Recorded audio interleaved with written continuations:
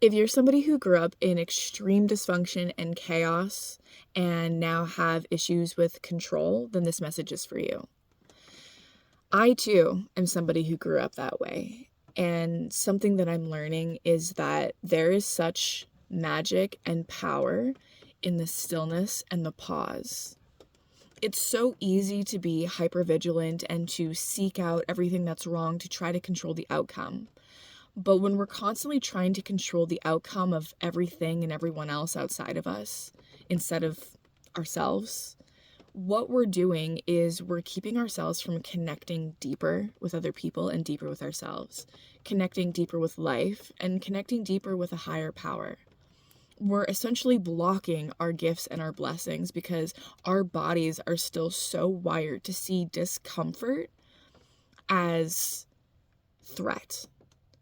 And let me tell you, I have had some very big, uncomfortable decisions to make this year, multiple times. And the thing that I have learned time and time again is I can ruminate and spin myself out, or I can pause.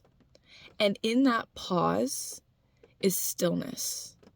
And in that stillness, if I'm just willing to wait, breathe, relax, and trust that all will be revealed, there's this opening that happens. And in that opening is so much more than you could possibly imagine.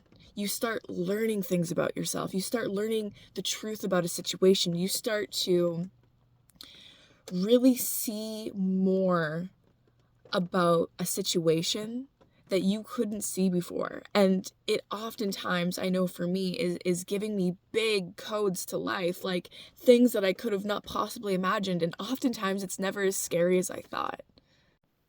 And this is the place in which big change starts to happen because we learn to hold ourselves differently. And it's in that learning to hold yourself that you actually open back up to life. Because here's the thing, a dysfunctional and chaotic upbringing has literally closed you down from life. It is closed you down and put this like wall up. And what this does, this practice, is it starts to open us up again. And when we become open to life, gifts and blessings start coming in. We start seeing the full picture, which I can't tell you how important it is to see the full picture.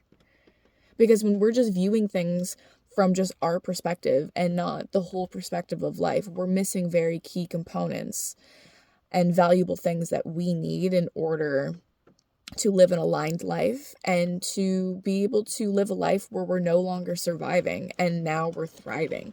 So I would invite you guys to, next time you're feeling discomfort, pause, become aware that you're spinning yourself out, become aware that you're trying to control a situation, and surrender.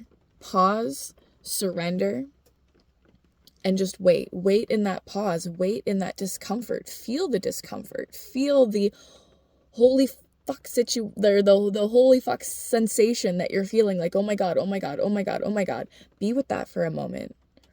Breathe. Relax. And trust that the truth will be revealed. Because when we are spinning out, when we are ruminating, when we are panicking, that is not a place in which you can see truth. That is your alarm bells going off. And just because you got alarm bells going off doesn't mean it's truth. Right? And I'm not trying to sit here and say don't listen to your intuition. There is a time and a place to listen to your intuition, whether it's walking down a dark alley or whether it's in a weird abusive situation. What I'm talking about is like when things just feel uncomfortable and are not to your preference. Right? You preferred or had an expectation to a situation or a person. When you've had that expectation or that preference, and now it's uncomfortable because it's not meeting that expectation or that preference, and then you try to control the situation because it feels uncomfortable, that's an issue. That's what I'm talking about. I'm not talking about abusive situations. I'm not talking about dangerous situations where our internal, intuition is telling us, get the F out. That's not what I'm talking about. I'm talking about when your expectations weren't met, when your not priorities, when your preferences weren't met, and now you're sitting in the discomfort of being like, well, that wasn't what I thought it was going to be, and you start to panic. Either way, I have learned the power in the pause, and that's what I'm going to call it, the power in the pause, pausing, stillness, waiting, holding, feeling, trusting, breathing, relaxing, opening to more, opening to what this could possibly be showing you. So I leave you with that.